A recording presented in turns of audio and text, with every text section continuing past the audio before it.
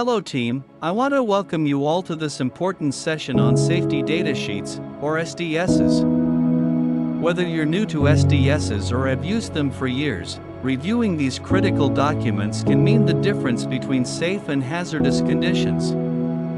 SDS has 16 sections. Let's dive deep into each part, so you feel fully prepared to handle any chemical hazards in our work environment. 1. Identification. In the first section, Identification, you'll find the essential information about the chemical. This includes its product identifier, how it's labeled, and any alternative names. It's also where you'll find the manufacturer's or supplier's contact details, which are crucial if we ever need to reach them in an emergency. Think of this as your who and what, who made this, and what exactly is it. 2. Hazard identification. Moving to hazard identification, this is one of the most vital sections. It covers the hazard classification, like whether the chemical is a flammable liquid, corrosive acid, or carcinogen. Look here for key warning symbols, called pictograms, and signal words like danger or warning that indicate severity. You'll also see hazard statements, clear descriptions of what can go wrong, like may cause cancer or highly flammable. Knowing these hazards prepares you to take appropriate action to prevent incidents. 3. Composition/information on ingredients. The third section, Composition, lists all the components of the chemical mixture, including impurities and additives. For mixtures, it'll specify each ingredient's concentration, letting you know the risks associated with each component.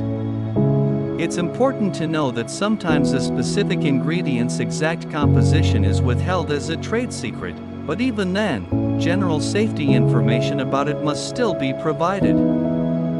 For our first aid measures, here's where we get into immediate response. First aid measures.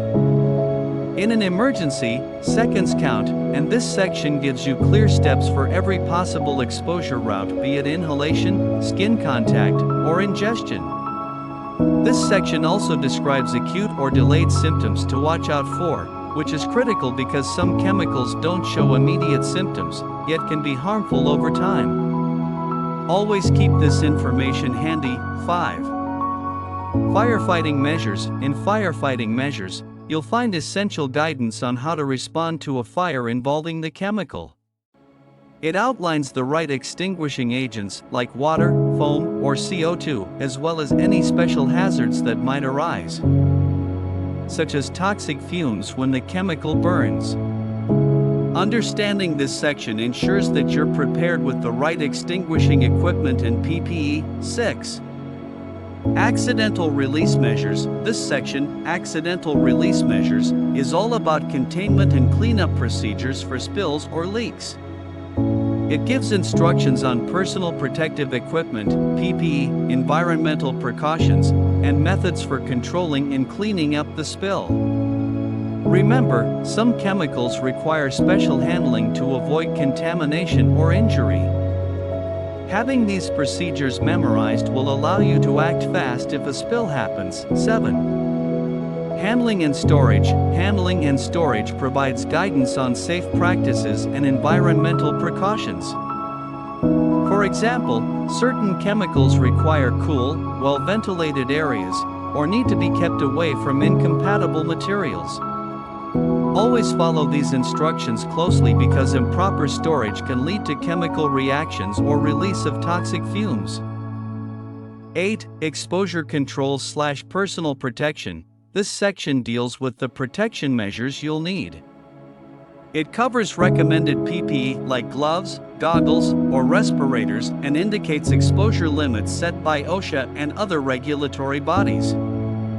For example, if a chemical has an OSHA permissible exposure limit, PL, this tells you the maximum safe concentration in the air.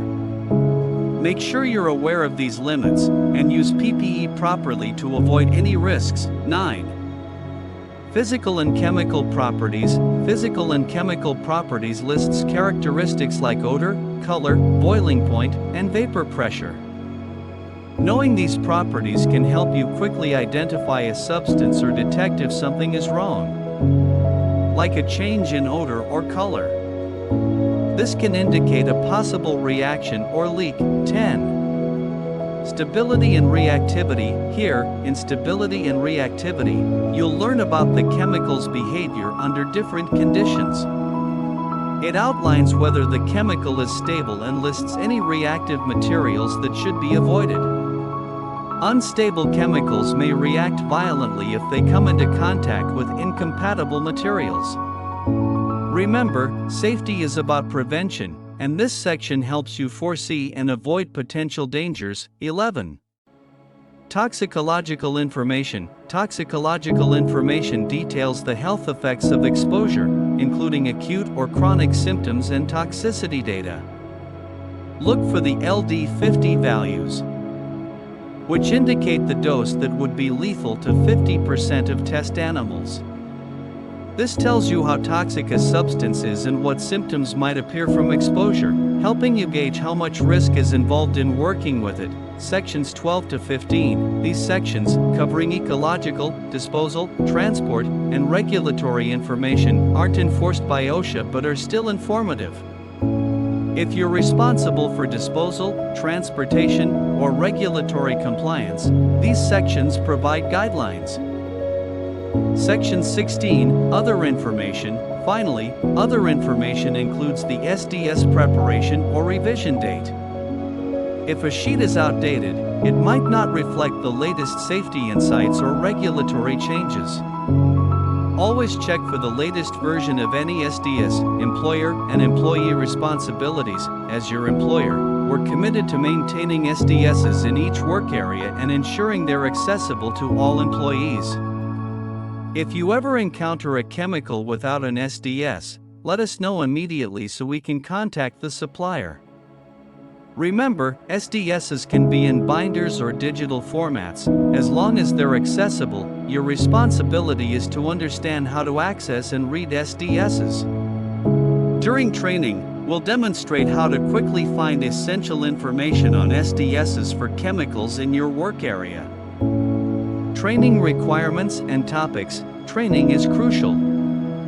We'll train you on every aspect of SDSs, from detecting hazardous chemicals to recognizing physical and health hazards, as well as emergency procedures.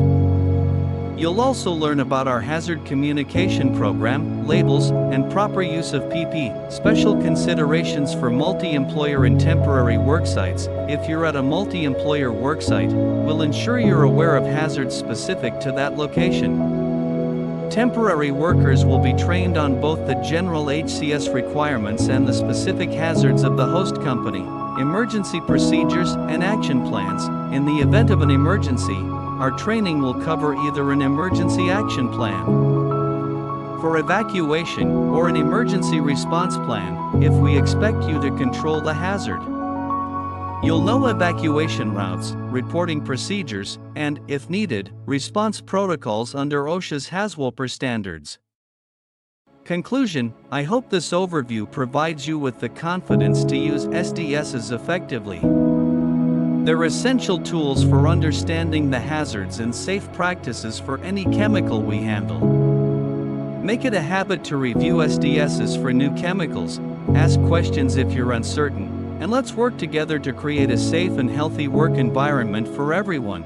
Thank you for your attention, and stay safe out there.